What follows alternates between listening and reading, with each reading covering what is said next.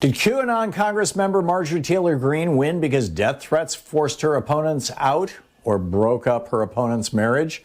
Check it out. Leave your comments, ding the bell, share it with your friends, and subscribe to our channel. Yes, I have a quick question. Thank you for taking my call.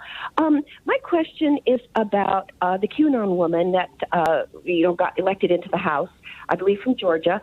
I've heard a couple times that she ran unopposed, and I'd like to know what that means. Does that actually mean she represents a majority of the people in her district, or were the other people afraid to run against her because she's pretty, the QAnon are pretty violent. Do you know anything about how that's playing out, and do you think it'll have any kind of impact on the 2022 election? Thank you so much for every day the great work you do. Thank you. Thanks, Pat. What I can tell you is that last year when Marjorie Taylor Greene was running for Congress, she did have a Democrat running against her, and that Democrat started receiving death threats, and her family started receiving death threats. And I'm saying her, I don't recall if it was a man or a woman, frankly, but that person's family started receiving death threats.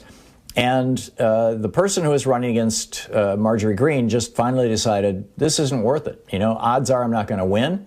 And the death threats and everything else, being stalked on Facebook and stalked on Twitter and social media and horrible things being said about them, and it just wasn't worth it. And so they pulled out of the race, and so she ran unopposed and she won the seat. I doubt that's going to happen again.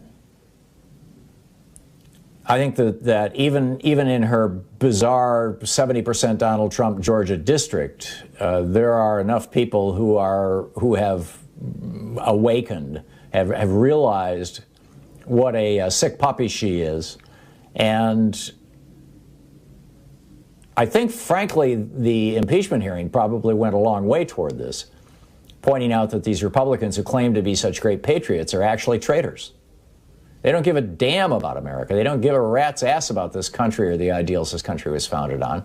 They stand for basically two things: white supremacy. And I realize the media is dressing this all up in all kinds of other issues, like, our guns and all this kind of stuff, but it all boils down to white supremacy, white grievance, on the one hand, and the interests of billionaires and big corporations on the other. The billionaires and big corporations want more tax breaks. Big corporations are paying 21% top income tax rate right now. They were paying over 50% through most of the history of the 20th century until Reagan came along. And Trump took it from 25 or 26% down to 21%. And billionaires are paying virtually nothing in taxes. Donald Trump in a 10-year period paid what, $800 total?